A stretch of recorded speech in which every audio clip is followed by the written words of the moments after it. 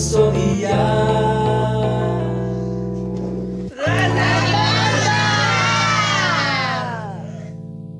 Hola queridos oyentes de Radio Panda, esperamos y deseamos que estéis bien. El programa de hoy es muy especial para nosotros, ya que la pasada semana, más concretamente el sábado 25 de junio, nuestra entidad cumplía 45 años. 45 años de lucha por los derechos de las personas con parálisis cerebral y 45 años en los que hemos conseguido grandes retos que han dotado de una mayor autonomía a las personas que formamos esta gran familia. Para hablar de los grandes momentos, haciendo un pequeño repaso por estos 45 años de historia, en nuestro estudio contamos con personas que conocen muy bien la entidad y que gran parte de su vida está ligada al nombre de APAM. Le damos la bienvenida a José Varela, usuario más longevo de la entidad, Maite López, una de las primeras monitoras de nuestros talleres, Concepción Somoza, actual gerente de APAM, y Conchi Carrera, familiar de una persona con parálisis cerebral que lleva muchos años ligada a nosotros. Bienvenidas a todas y muchas gracias. Nos hace especial ilusión teneros hoy aquí. Hola, buen día. Hola.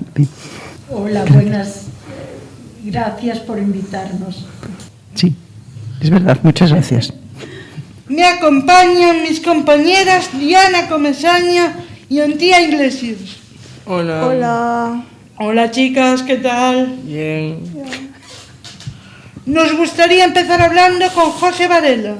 Actualmente vive en nuestro centro residencial y su vínculo con APAM se remonta muchos años atrás, ya que el fundador de esta entidad ha sido su padre, don José Varela. Buenos días, José. ¿Cuántos años llevas formando parte de APAM? ¿Qué significa para ti y qué ha significado esta entidad? Os diré que llevo 45 años en la entidad. Mi padre fue el fundador, lo que añade un significado mayor para mí en el sentido de que fue creado por mi progenitor. Aparte de destacar lo mucho que recibí, sobre todo cariño y amistad. Por eso para mí APAM significa algo muy importante, parte de mi vida, algo que llevaré siempre muy dentro. ¿Qué momentos guardas o recuerdas con especial cariño? Hubo muchos momentos entrañables, pero si tengo que destacar alguno, sería el apoyo que recibí cuando falleció mi padre. También destacaría la buena relación que tuve con mi profesora de manualidades, Maite, con quien me une una gran amistad. Son tantos los recuerdos que tengo, que en este momento no sabría con cuál quedarme, pero lo que sí puedo decir es que APAM es muy importante en mi vida. Eres una de las personas que más conoces la historia y evolución de nuestra entidad. ¿Cuáles crees que son los adjetivos o palabras que mejor definen a APAM? Yo diría que el cariño que hay entre sus miembros, somos una piña. Cuando uno está mal, ahí están los demás para apoyarle. Ahora nos gustaría darle paso a Maite y a Conchi. Es la actual gerente, lleva con nosotros 35 años. Y Maite fue una de las primeras monitoras cuando APAM todavía no era una asociación y recibía el nombre de auxilio. Conchi, ¿podrías contarnos, y seguro que Maite también tiene mucho que decir, cómo fueron los primeros pasos de APAM y cuando se constituyó como asociación? Bueno, yo os voy a contar lo que me sé de memoria, porque yo no lo viví, pero Maite sí que lo vivió y seguro que lo puede contar por lo vivido, ¿vale? La asociación se crea, como comentaba José, en el año 77 y es debido a que Auxilia, una asociación de voluntariado que existía en distintos lugares de España y también de Europa, desaparece porque esos voluntarios que estaban llevando Auxilia Vigo empezaron a encontrar, pues su puesto de trabajo, entraban en su etapa de universitarios y les resultaba ya muy complicado seguir apoyando a las personas en la asociación, ¿no? Entonces, en vista de que la asociación desaparece y se ve abocada a la desaparición porque estos voluntarios no pueden continuar, es José Varela, con un grupo de 10 familias más, José Varela padre, el que decide crear en el año 77 la asociación para dar continuidad a ese trabajo que ya se estaba haciendo desde Auxilia Vigo con los voluntarios, y ahí me puede corregir Maite o José, pero creo que tenían 2 objetivos muy claros y estaban haciendo un trabajo espectacular en 2 líneas muy claras que luego dimos continuidad como asociación. En todo lo que tenía que ver con el ocio y que las personas en aquel momento con discapacidad de aquel momento tuvieran un acceso al ocio, iban hasta sus casas a buscarlos con sus vehículos particulares, los cogían en el colo y los trasladaban en los fines de semana a la actividad de ocio que hubieran programado. Y otro objetivo fantástico por el que trabajaban era en que estas personas tuvieran acceso al mundo de la educación. Por lo tanto, les apoyaban en todo lo que cada uno de ellos estuviese, pues desde aprender a leer a estuviese iniciando su etapa en el instituto o en el cole, daban ese apoyo a nivel educativo para que cada uno alcanzara objetivos en el mundo de la educación. Y ahí José o Maite pueden completar que lo vivieron en primera persona. Yo solo lo leí por escritos que todavía quedan de José Varela o de Maite, pero ellos lo saben de primera persona. Sí, bueno, después ya cuando estaba todo eso canalizado un poco, se vio la necesidad de, bueno, de ampliar los horarios y tener más actividades que esas, ¿no? Y el padre de Varela y la otra persona, otros padres, vieron la necesidad o la posibilidad de crear un taller de manualidades para completar. Bueno, Cáritas había donado un horno de cerámica, y entonces iban señoras voluntarias de Cáritas a darles clase y tal, pero prefirieron ya decir, bueno, ¿por qué no traemos a un monitor ya para aquí, ya dejar este voluntariado, un monitor de cerámica? Y lo contratamos y entonces ya creamos un taller de cerámica ya fijo, establecido con unos horarios y tal. Y así fue, y entonces pues pusieron un anuncio en el periódico. Y en aquel momento yo había estado trabajando, pero por circunstancias X, pues dejé, y mi madre vio ese anuncio: se necesita profesora de cerámica. Yo sabía cerámica porque había hecho cerámica, y la Bisbal y así, bueno, estaba bastante formada en eso. Y entonces me presenté, y bueno, pues allí estuve hablando con el padre de Josiño, con José, con el señor Pepe, le llamábamos Pepe. Y entonces llegamos a un acuerdo, bueno, en el sueldo y en los horarios y en todo. Y muy bien, pues a empezar ya. Y empezamos. Y aparecí allí una mañana, una tarde, eso sí que ya no me acuerdo. Y había, pues en un grupo estaba José Varela, otras personas que ya no están, ya se fueron. Estaba María Garrido también. Y bueno, y entonces, pues claro, empezamos a hacer cerámica, pero había bastante dificultad para unos sí podían, le gustaba, otros no, y entonces, bueno, pues yo también sabía otras técnicas de macramé que las estaba aprendiendo en ese momento, y el que quería hacer cerámica hacía cerámica, y el que no, pues yo le enseñaba lo que estaba aprendiendo yo cada día. Yo iba a clases y al día siguiente lo que había aprendido se lo enseñaba a ellos. María Garrido, que tenía una dificultad grandísima en sus manos, pues cogió, parecía allí una arañita, cogió también la técnica, que después ella llegó a montar un taller en su casa, un taller de macramé, y además le hicieron encargos y así, bueno. Y entonces empezamos con el macramé, con la cerámica y alguna otra cosa más, porque yo sabía muchas cosas. Tenía, bastantes conocimientos de distintas técnicas artesanas. Y entonces a cada uno, pues lo que le apetecía hacer. Pero bueno, en un principio, básicamente lo del macramé también fue muy importante. Llegamos a hacer tapices, llegamos a hacer ferias, exposiciones y bueno, muy, muy importante. Y luego también vimos la posibilidad de coser, hacer muñecos y hacer cosas de costura. Y entonces, no sé si me estoy enrollando mucho, ¿no? Bien, entonces pues compramos una máquina de coser Refrey, y 2 chicas, Elena y Teresa, que estaban en el taller, fueron a aprender a coser a máquina, a Refrey, le dieron las clases, y entonces empezamos a coser. hacíamos todo tipo de muñecas y creamos una muñeca que era una Caperucita. Era una muñeca en sí que era Caperucita, el lobo y ¿quién era el otro? Y la abuelita. Y la abuelita.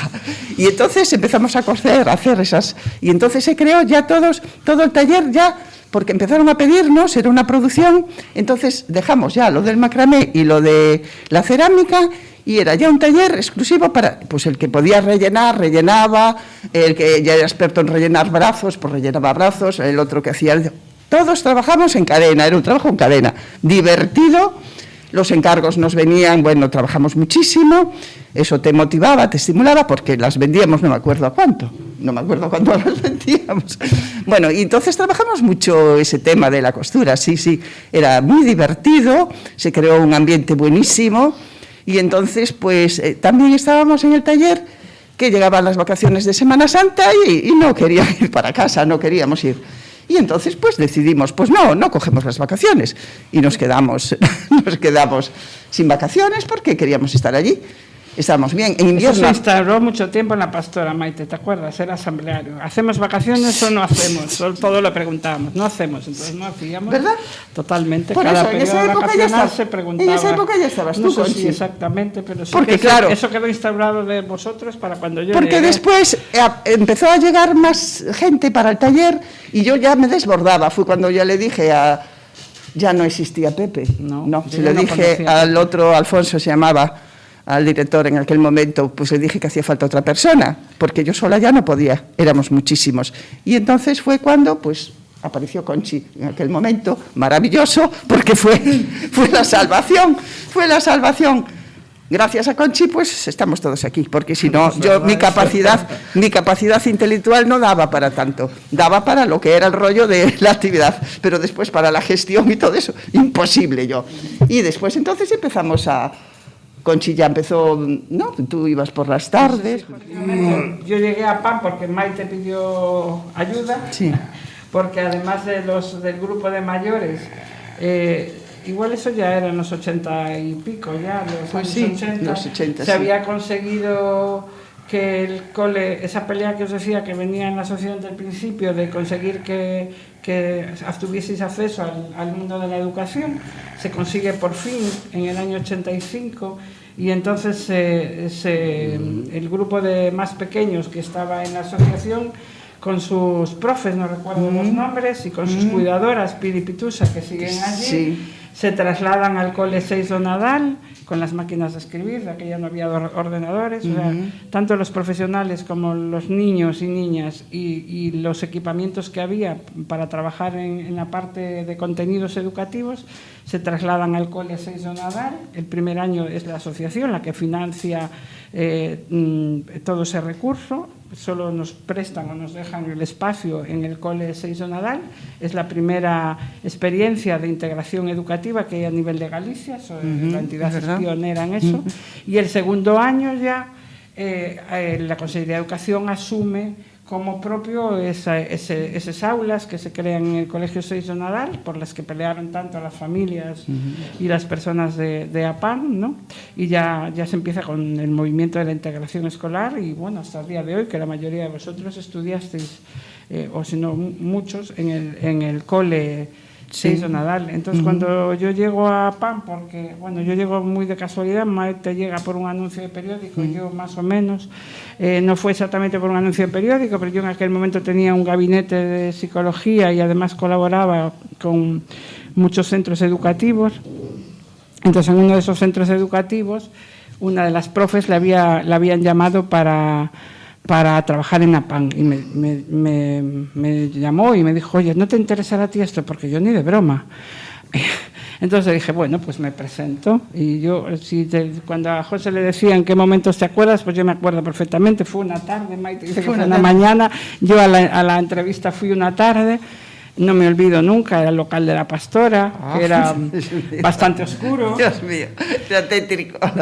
Había una pandilla importante, igual de aquella ya había 20 personas. Pues igual sí. Entre niños porque luego los niños iban por la mañana al cole, pero por la tarde venían a la asociación. Entonces igual ya había 20 personas, y recuerdo perfectamente a María Garrido en el suelo, como ella se posicionaba, como si fuera una ranita, ¿no? Con las piernas para atrás, y recuerdo perfectamente ese primer día y esa primera entrevista. Y bueno, les gusté y yo me quedé y empecé trabajando por las tardes. Maite iba por la mañana y yo iba por las tardes, y por la tarde venían mayores, pero sobre todo venían el grupo de pequeños de los que estaban en el cole, que la actividad de tarde, Maite por la mañana hacía una actividad más ocupacional y de técnicas artesanales, y por la tarde hacíamos una actividad más relacionada con el tema de la educación y refuerzo educativo. Y bueno, yo empecé a meter un poco esa otra parte también de psicología por mi formación, y ahí empezamos. En un local de La Pastora de 100 metros, que el baño llovía para ir al baño, quedaba fuera en un patio. Entonces, cuando salíamos a acompañarlos al baño, nos mojábamos todos antes de entrar en el baño. Sí. El local, y eso ya Conchi no se acuerda, pero ese local, y Maite sí se acuerda, yo esto tampoco lo viví, pero Maite sí que se acuerda, yo puedo contar, porque yo siempre lo recuerdo como algo muy tierno. En el local hacía mucho frío, Maite, y eso lo puede contar Maite.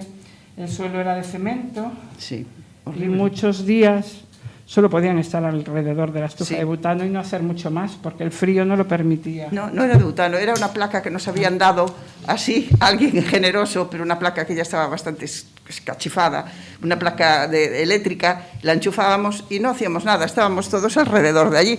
Pero yo recuerdo un febrero que era un frío horrible y nos planteamos un poco pues quedarnos en casa y no ir, porque era horrible, pero nadie quería quedarse en casa, y todos allí con los abrigos puestos y todos alrededor de la placa, todos allí.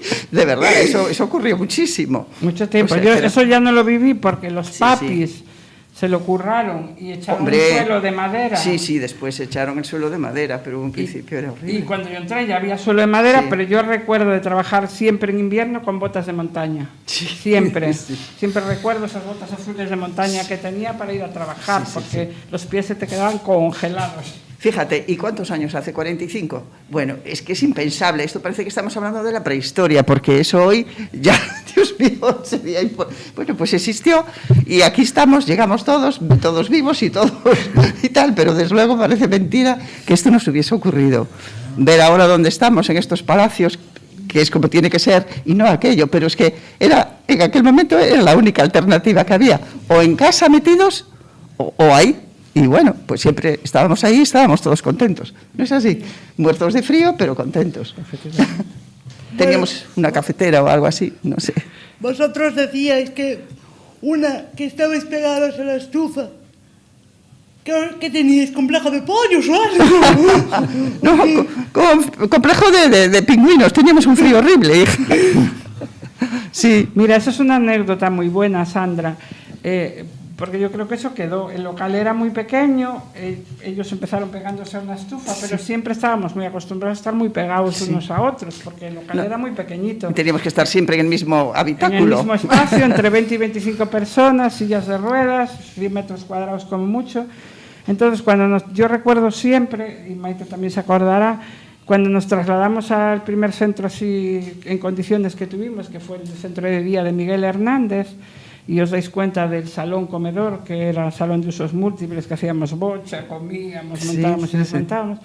Pues los primeros días nos dimos cuenta, ¿te acuerdas, Maite? Que estábamos los 25 o los 27, no recuerdo cuánto era, arrinconados en una esquina, colocados todos en la misma esquina. Nosotros de repente estábamos allí hablando y levantamos la vista y dijimos, chicos, pero si tenemos este espacio para nosotros, pues estábamos todos acoplados en la misma esquina, juntitos, como habíamos vivido pues los 15 años anteriores. Es verdad, y costó trabajo empezar a cada uno a ir por donde quisiera. Siempre así. Costó mucho trabajo. Íbamos en grupo a todos los sitios y pegados a todos los sitios, como los pollos. Sí, igual. Y tú decías, Conchi, que tu compañera tuviera miedo. ¿Qué pasa? Éramos tan mal feitos, teníamos... ¡Qué observación más buena! Pues sí, pero parece que... Bueno, yo tengo que reconocer que yo también me impresioné, ¿eh? La primera... O sea, cuando no conoces este mundo... y lo que primero ves es una imagen. María Garrido, los que la conocisteis, que era una tía lista, ¿no? Lo siguiente, con una capacidad de la leche y todo lo que se proponía lo conseguía, pero su aspecto físico impactaba, y sobre todo porque además se desplazaba por el suelo. no es que estuviera sentada en una silla, sino que iba a rastras para aquí, para allá. Y yo recuerdo que esa primera impresión me quedó grabada. Tengo dos, esa y otra de Lali. Ay, lo de Lali, cuéntalo porque es buenísimo. Siempre cuento las Lali. dos mismas anécdotas. Por las tardes eran muchos chicos, entonces una persona sola para apoyarlos a todos era complicado, ¿no? Entonces yo hacía lo que os hace Toño en cerámica, la rueda, ¿no? Empezaba por uno, seguía por el siguiente, seguía así, atendiendo a todos de uno en uno, ¿no?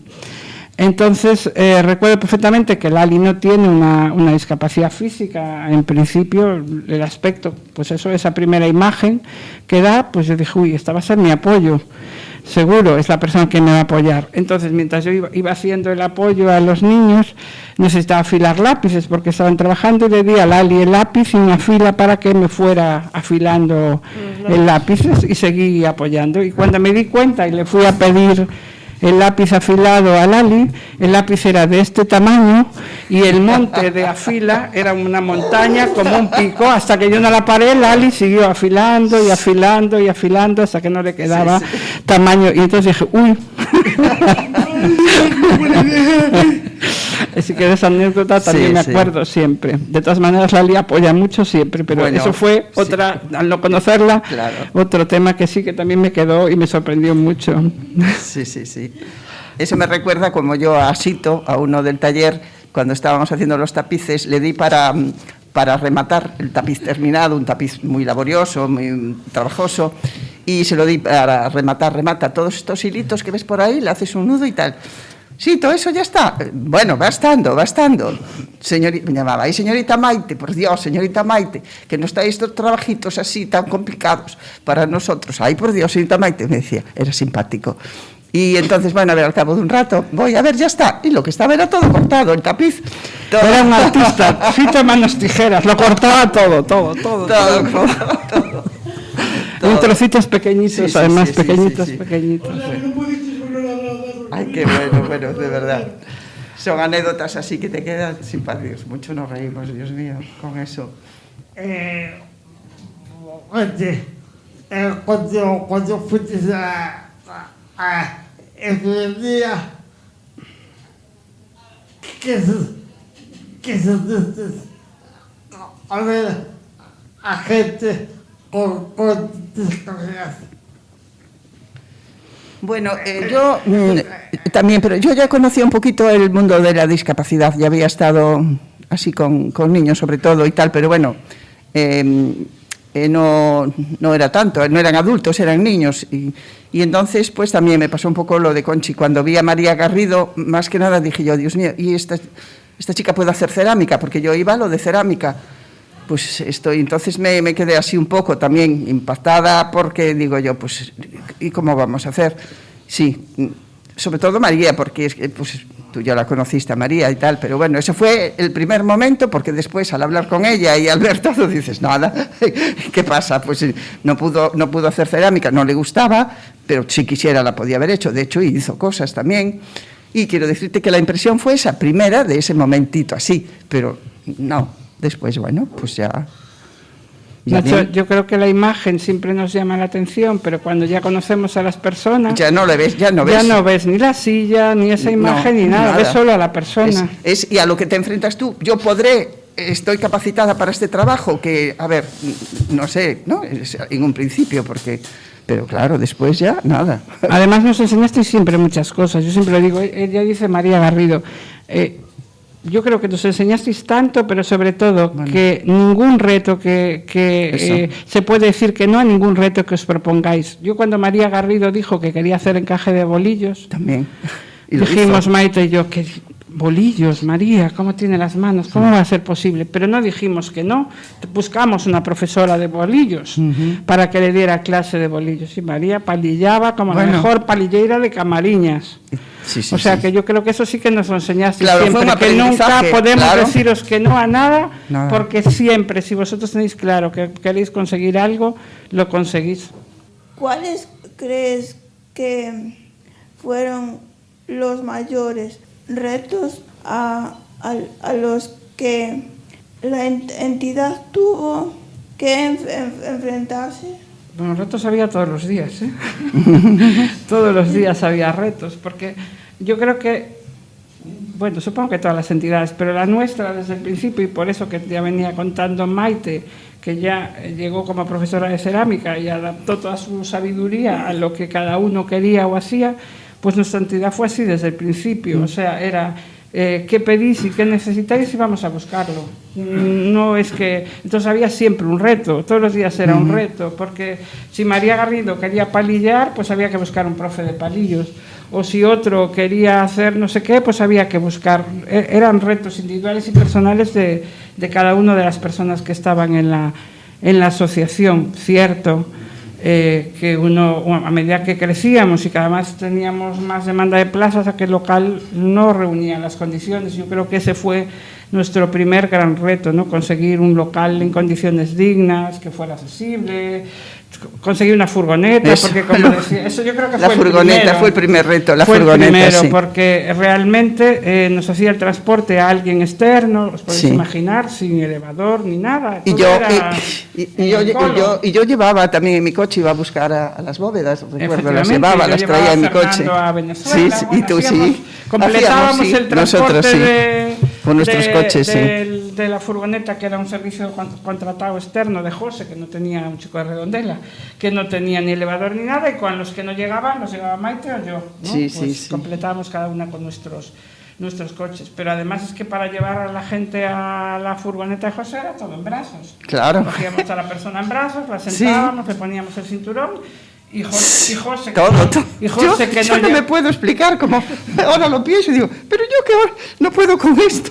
Dios mío, ¿cómo era posible? que José, que no tenía auxiliar ni nada, llegaba y nos bajaba con la ayuda del familiar en Sí, su sí, sí, casa, sí, sí. claro.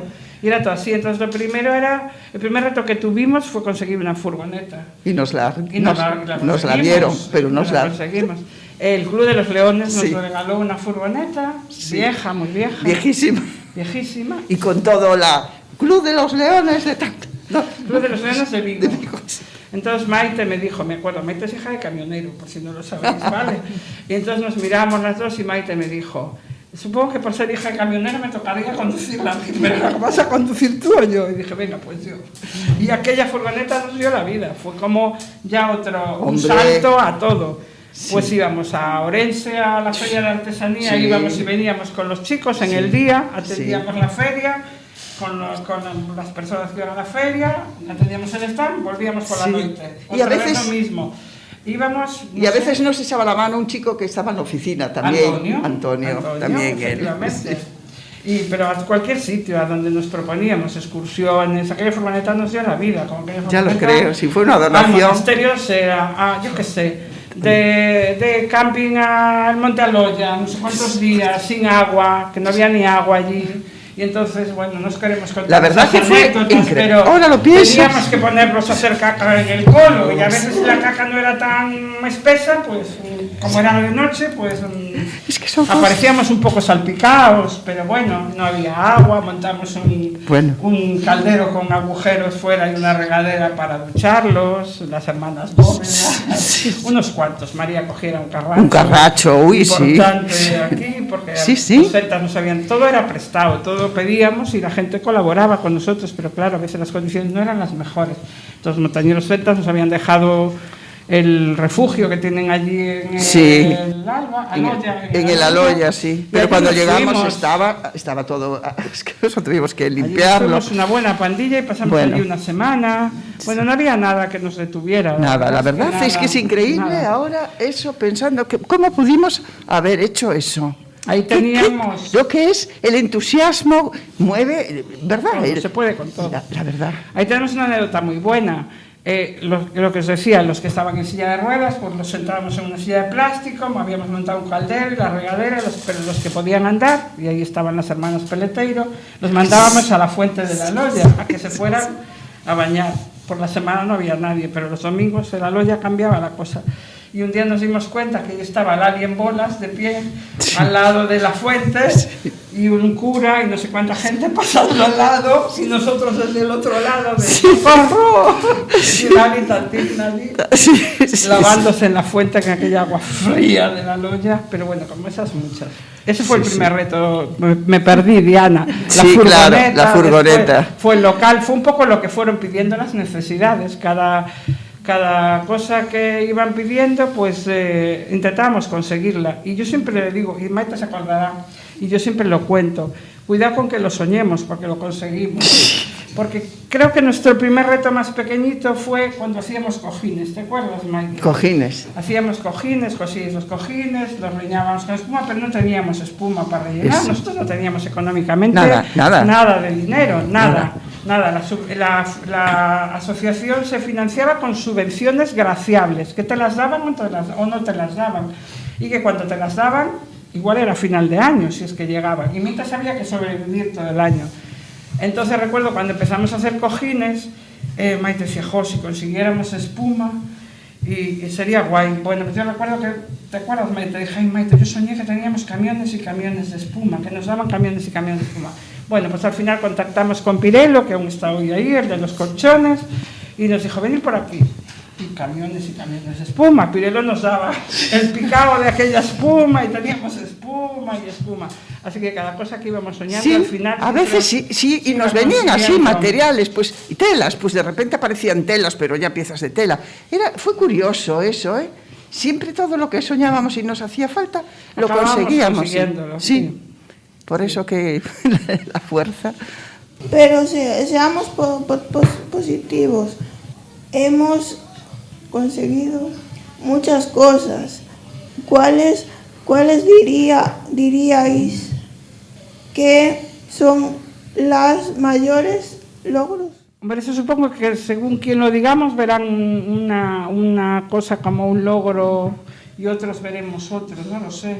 Para mí todos son logros muy importantes. Claro, incluso conseguir esa espuma para mí fue un logro en el momento. Claro, depende del momento. Venga, pues ahora, fíjate tú, todo lo demás, es que todo vino dado, son los logros todos, es el momento ahora, esto que se está logrando, y pasado mañana hace falta otra cosa y seguramente se conseguirá. ¿No es así, Conchi? No lo consigue. Bueno, no sé si se conseguirá, pero por lo menos se va a pelear para conseguirlo, ¿no? Sí. Dependerá, supongo que, por ejemplo, yo ahora que tenemos aquí de compi Antía, le digo, ¿cuál cree que es el mayor logro de APAN? Seguro que me va a decir, la Resi, ¿no, ya. Antía? Uno de ellos sí que te diría yo para eso, pero el mayor logro que yo siempre le digo a mi madre, y le doy muchas gracias, es el centro de día. Y ahora le digo yo que crecí como persona yendo a APAN. Bueno, pues ese es el mayor logro de Antía, que más y mejor no se puede decir. No, pero no sé, Sandra, para ti seguro que habrá otro. La Resi, no sé. ¿Para ti, Nacho?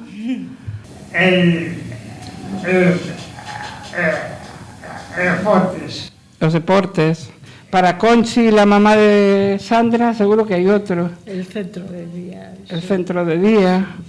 Sandra soñaba desde los 6 años llegar al centro de día y lo tenía clarísimo. Sí. A los 6 años decidió que iba a ir al centro de día de APAN. Es más, le decía, mamá, yo no quiero ir al cole, yo me quiero ir con Javi Miguel al centro de día. Pues eso, o sea que cada uno... Pues bueno, ese logro ya lo pasaste y ahora estás en este actual. Maite, han sido muchos años de dedicación a la entidad. ¿Cómo resumirías todos estos años y qué momentos guardas con especial cariño? Uy, yo qué sé, fue toda una vida, fueron muchos años y entonces fue una vida laboral, pero no solo laboral, una vida de emociones, porque en todos esos años el trabajar con personas no es lo mismo que trabajar en una oficina.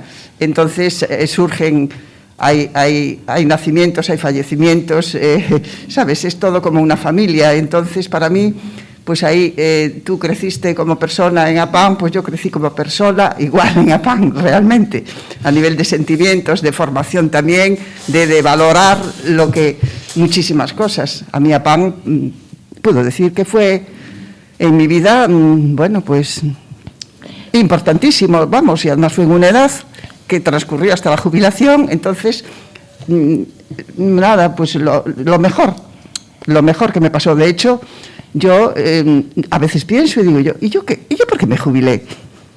Sí, fue una tontería, fue una bobada, porque yo pude haber hecho como el rey, ¿no? Seguir. Claro, de verdad que sí, que me arrepiento mucho de haberme jubilado. Yo podía haber seguido perfectamente, pero bueno, fue un momento así que se me dio por eso y tal. Por eso para mí significó muchísimo en mi vida, pues muy importante, lo más importante yo creo, porque dentro de todos esos años me pasaron muchas cosas a mí a nivel personal vinculadas con APAM, con el mundo de APAM. Para las dos la misma pregunta.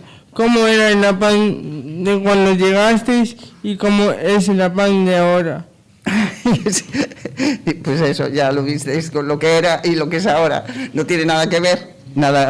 Ahora todo esto es otro mundo totalmente diferente. Ya visteis los comienzos. Entonces, bueno, aquel tuvo su interés y su importancia porque ahí nació y ahora aquí floreció mucho más, no sé. Pregunta complicada. ¿Cuál creéis que es el valor diferencial de nuestra entidad? Es complicada, ¿eh? Es difícil diferenciarse. Seguro que nosotros podemos decir un valor diferencial y otra entidad dirá otro, no lo sé. Uniendo esta pregunta con la anterior, ¿no?, de cuál es la diferencia entre antes y ahora, yo espero que hayamos mantenido, aunque cuesta cuando se crece, porque ya somos muchas personas y cuesta, ¿no?, mantener esa ilusión, pero yo espero que hayamos conseguido mantener la ilusión de seguir trabajando por los derechos de las personas y por apoyar a cada una de vosotros a nivel individual en vuestras metas individuales y personales. Entonces, espero que eso sea un valor diferencial de APAM. No sé si lo será, pero espero y deseo que lo sea. Estad muy atentos. Alguien nos ha querido dedicar unas palabras. Hola, soy Ibego. APAM para mí es una asociación que lleva 45 años ayudando a personas con parálisis cerebral a visibilizar lo que es la parálisis cerebral. Bueno, para mí yo asocio a APAM con actividades nuevas, con actividades de vanguardia y sobre todo con participación en muchos actos reivindicativos y de visibilización de la parálisis cerebral. Solo daros la enhorabuena y que sigamos pudiendo compartir con vosotros muchos ratos más. Un abrazo. Para definir a andaina de APAM habría infinidade de palabras. Solidariedade, integración, inclusión, estes termos tan modernos como resiliencia, mais a min ocórreseme un que creo que define perfectamente o alcance transformador que ten a acción desta entidade imprescindível, que é comunidade. Eu digo dende a experiencia de que a miña primeira militancia como activista social foi o movemento veciñal precisamente na Asociación Veciñal Val do Fragoso, que tanto se implicou no seu momento con Carmiña e con outra xente referente desa asociación en favor de conseguir ese local ansiado para a PAMP. E por iso a PAM se converteu nun referente no meu barrio, nun referente dun modelo de cidade donde temos que caber todas e donde non podemos deixar a ninguén atrás. E por iso que eu quero recoñecer hoxe a inmensa labor feita por a PAM. Non vai haber agradecemento abondo por tanto feito e por iso, en troca de dar o millón de grazas que merecedes, eu o que quero enviarvos son moitos azos para que continuedes esa andaina, insisto, imprescindível para facermos unha cidade mellor e para avanzarmos nunha sociedade moito mellor. Gracias a Espanais y a Xavier do BNG por acordarse de nosotros. Bueno, pues yo si me dejáis, ya que Xavi nos manda este discurso tan bonito del movimiento vecinal y de Carmiña, y además no recuerda a Carmiña. Tú te acuerdas, pero era un niño cuando nosotros conocimos a Xavi, que hoy es el representante pues no me doy cuenta quién es. En el Concello del Bloque Nacionalista Galego. Pues no sé. Pero era un crío cuando estaba en la Asociación de Vecinos y por eso digo, le agradezco sus palabras, pero sobre todo le agradezco que nos recuerde a Carmiña, que nos recuerde a Chicho, que apoyaron tanto siempre la asociación y gracias a ellos y también a la Asociación de Vecinos hacíamos allí cuantas fiestas había por haber, porque efectivamente, como decíamos antes, no teníamos local, pero teníamos recursos comunitarios que siempre estaban dispuestos a cedernos y la Asociación Vecinos Val do Fragoso, pues nuestras celebraciones, nuestras actuaciones, todo eso siempre lo hacíamos en el salón de actos de la Asociación de Vecinos Val do Fragoso y además ellos como asociación con Carmiña a la cabeza, que era la presidenta, y fue la presidenta muchos años de esa asociación, pero también con esa junta directiva donde estaba Xavi, que era un crío en aquel momento, pues nos apoyaron muchísimo siempre para conseguir ese primer local que tenemos en la calle Miguel Hernández. Claro, sí, sí. Y esto me hace recordar a todas las personas que pasaron por la asociación, que antes nombramos a María Garrido y a Sito, pero tantas otras que podríamos contar, que muchos ya no están porque han fallecido, pero que formaron parte de esta asociación y fueron parte fundamental de la asociación, pero también a compañeros y a familias que pasaron y no están y que también fueron y son parte fundamental, y yo quiero hacer una mención especial a nuestro compañero Chicho. Chicho, claro. Chicho también, compañero tan querido. No quedéis mal, a él no quiere que... Seguro que estuviera aquí, no le gustaría que nos pongamos tristes, pero bueno, fue parte de esta entidad y le dedicó no solo una parte de su vida profesional, sino una parte casi mayor de su vida de voluntario, haciendo tantas horas o más que cuando hacía de trabajador, y creo que nos dio a todos mucho. Conchi, conociendo el funcionamiento de la entidad, imaginamos que tendréis muchas cosas en mente para la mejora de la calidad de vida de todos los que formamos parte de APAM. A corto plazo, ¿cuáles son los objetivos de la entidad? Madre mía. Hay muchos siempre, Sandra. A ver, el primer objetivo es que no perdamos eso, la ilusión, y que sigamos peleando por los derechos de cada uno de vosotros, y sobre todo por recuperar nuestra presencia en la comunidad, porque estos 2 años y pico de pandemia nos dejó un poco descolocados y parados a todos. Entonces creo que hay que retomar. Alguien en uno de esos audios decía, por su reivindicación o por su... Bueno, pues creo que hay que retomar eso, el estar presentes, el hacer cosas en comunidad, el participar con la comunidad, el que se nos vea, el que seamos parte de esta sociedad, que lo somos por derecho, y por lo tanto ejercerlo, ¿vale? Eso así como global, y creo que es lo fundamental. Luego hay objetivos anuales, planificación anual de todos los años en un montón de líneas, pero por decir alguna grande...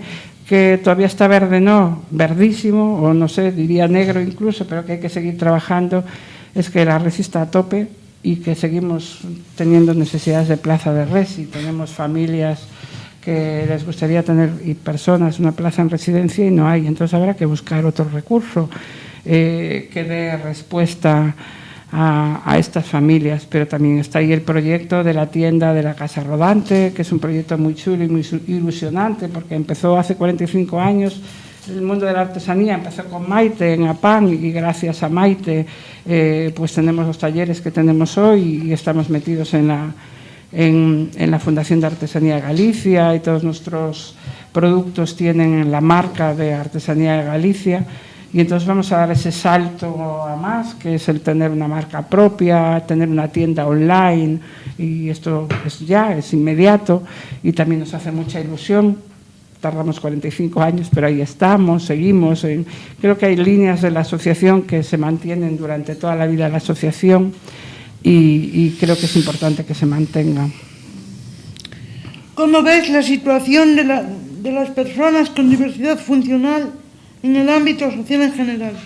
Yo siempre digo que si miramos atrás avanzamos mucho, pero también si miramos adelante queda mucho camino por recorrer.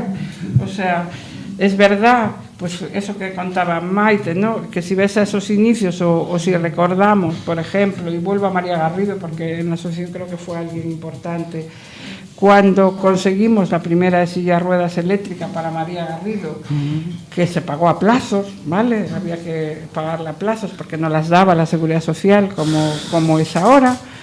Pues en su vida fue un salto cualitativo, no, lo siguiente, de ser una persona dependiente para todo a ser una persona con total autonomía para ir y venir, para subir y bajar, para entrar y salir, para ir a misa o al Corte Inglés, o para donde ella decidiera, ¿vale? O al campo con la compra. Entonces, si miro hacia atrás y miro a eso, y os veo hoy por aquí que la mayoría tenéis silla de ruedas eléctricas, entráis y salís, subís y bajáis sin pedirle permiso a nadie, pues digo, ¡wow!, cuánto avanzamos. Pero también es verdad que si veo situaciones que se dan todavía en el día a día de cada uno de vosotros, de no respeto a vuestros derechos, pues digo, uff, cuánto falta, ¿no? Quiero decir que todavía nos queda tarea por delante. pero bueno, se avanzó mucho, pero somos nosotros que tenemos que dar caña, somos nosotros que tenemos que estar ahí peleando y reivindicando para que llegue un día en que seamos uno más y no tengamos las mismas dificultades o no dificultades que el resto de la población. Hoy aún tenemos unas pocas más. En nuestro estudio también se encuentra Conchi Carrera, madre de una de nuestras compañeras y persona ligada a la entidad desde hace muchísimos años. Buenos días, Conchi. Cuéntanos cómo fue esa primera relación con la entidad y cómo llegaste a nosotros. Hola, buenos días. La verdad que fue curiosísima porque no tuvo nada que ver con la asociación. Fue en el autobús, en el PMR, que Sandra se encontraba todos los días con dos usuarios, con Javi y con Miguel, que de aquella nosotras le llamábamos zipizape porque siempre iban juntos. Y a Sandra le gustaba tanto cómo se movían, porque ella, tengo que decir, iba a clases de inglés, tenía 6 años y ellos ya tenían como 20, por lo menos. Y le gustaba tanto cómo hacían sus vidas ellos sin tener que llevar el rabo de la mamá, que decidió a los 6 años que no quería ir más a su cole, quería ir a PAN. Y a partir de ahí nos hicimos socios. ¿Qué significa APAM para vuestra familia? Bueno, yo aquí tengo que decir una frase de otra familia que me dijeron cuando su niña, Andrea, empezó en APAM, y su padre me dijo: el día que Andrea conoció a APAM y la cogieron en APAM, nos tocó la primitiva. Y yo creo que eso resume un poco la mayoría de lo que sienten las familias. Yo decir, contestando a la pregunta que hiciste antes, Santi, que yo no lo veo como un centro de trabajo, sino que ya desde pequeña para mí no eran compañeros de trabajo y aún no lo son hoy, sino que somos amigos pasándonoslo bien, haciendo cosas que nos gustan, y para mí esto no es un trabajo, sino que sois mis amigos y mi segunda familia. ¿Cuáles son los principales retos a los que te has tenido que enfrentar por tener una hija con diversidad funcional?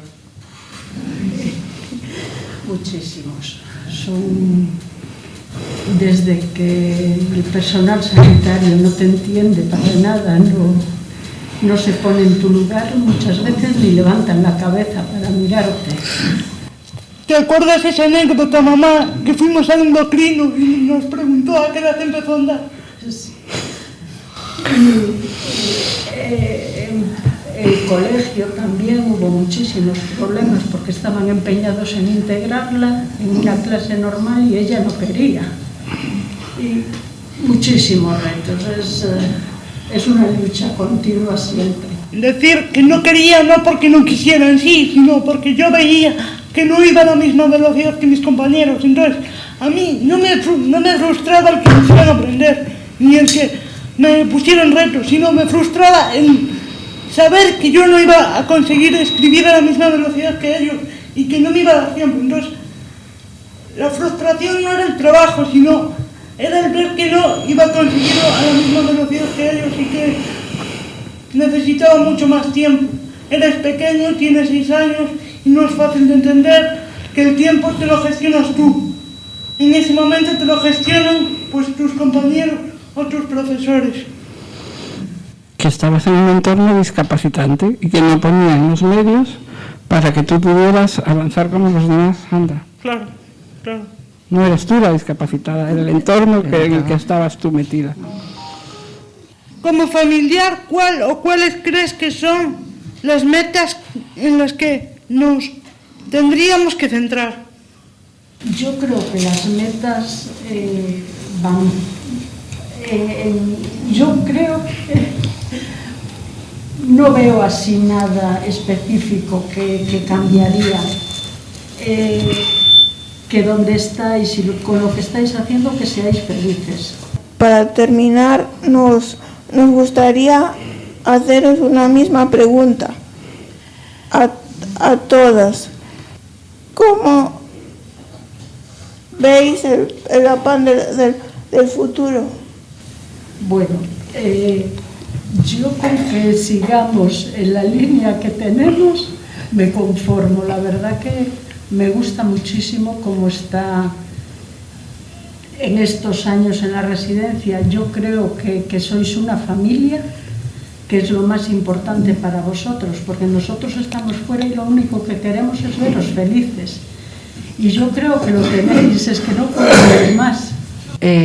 Bueno, yo lo veo y cada vez lo veo más claro, cada vez con más protagonismo de vosotros, de las personas en el funcionamiento de la entidad.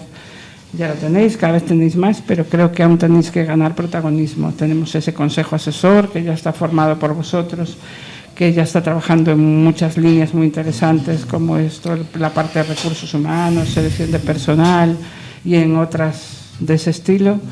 Pero lo que yo veo es eso, que tenéis que seguir trabajando para ser los protagonistas de vuestra historia y que tengáis en esta organización cada vez más protagonismo vosotros. Creo que ese es el futuro de esta organización. Decías que cómo veíamos el futuro. Pues yo le propongo a las familias que no estén dentro que empiecen a mandar a los más peques lo antes posible, porque yo lo he visto con compañeros. Cuando lo quieres mandar y tal, ya es tarde, porque es que no puedes hacerte cargo, no de esperar a que llegues al límite, sino ir trayéndolo poco a poco, a respiros, traerlo y que vea cómo es el funcionamiento de ese pequeño, que consiga hacer amigos y que cuando tenga que dar el paso a vivir en resi o a vivir en el piso o donde tenga que estar, que tenga gente en la que apoyarse. Sería un paso bastante importante. Cuando yo entré en APAM, pues la persona que estuviste ahí fuiste tú, porque era la única persona que conocía. Y te tengo que dar muchas gracias. Nada, sabes que me tienes para lo que quieras, Santi.